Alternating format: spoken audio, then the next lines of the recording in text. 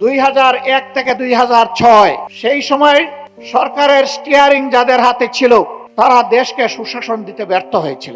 সেই সময় দেশ চারবার দুর্নীতিতে বিশ্ব চ্যাম্পিয়ন হয়েছিল। এখন কোন জায়গায় পুরাতন সন্ত্রাসীরা নতুন রূপে আত্মপ্রকাশ করতে যাচ্ছে। দলীয় কর্মীদেরকে দিয়ে চাঁদাবাজি করার অভিজ্ঞতা আমাদের নেই।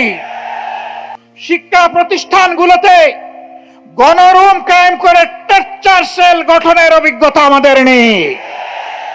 সর্বপর্যায়ে মাথা থেকে পায়ের পাতা দুর্নীতি করার অভিজ্ঞতা আমাদের নেই। আমরা ক্ষমতায় যাইনি ঠিক আছে, কিন্তু 5 বছরের জন্য আমরা ছিলাম ক্ষমতার ছোট্ট অংশীদার। 2001 থেকে 2006 সেই সময় সরকারের স্টিয়ারিং যাদের হাতে ছিল তারা দেশকে সুশাসন দিতে ব্যর্থ হয়েছিল। সেই সময় দেশ চারবার দুর্নীতিতে বিশ্ব চ্যাম্পিয়ন হয়েছিল, কিন্তু মাহবুদের অশেষ মেহেরবানি তাদের শাসনামল শেষে অনুবীক্ষণ যন্ত্র দিয়ে, টেলিস্কোপ দিয়ে তাদের কোনো দুর্নীতি স্বজনপ্রীতি ছিল কিনা তা আবিষ্কার করার জন্য বিভিন্ন মহল ঝাঁপিয়ে পড়েছিল। আলহামদুলিল্লাহ, দুর্নীতি একটা সর্ষে দানাও তারা আবিষ্কার করেনি।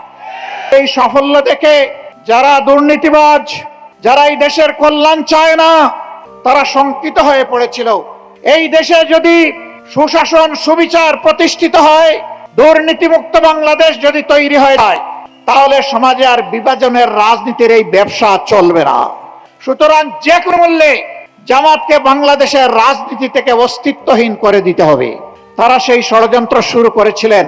15.5 বছর ষড়যন্ত্রের বাস্তবায়নে এমন কোন পদক্ষেপ নেই যা তারা নেননি। এই 5 আগস্টের বিপ্লব সাধিত হওয়ার পরে ইতিমধ্যে ঢাকা বিশ্ববিদ্যালয় সহ বাংলাদেশের 4টি বিশ্ববিদ্যালয়ে ছাত্র সংসদ নির্বাচন অনুষ্ঠিত হয়েছে। আল্লাহর অসীম মেহেরবানিতে সকল অপপ্রচারের মুখে আই মেরে ছাত্র সমাজ, ছাত্রী সমাজ প্রমাণ করেছে ছাত্র শিবিরই তাদের আস্থার ঠিকানা।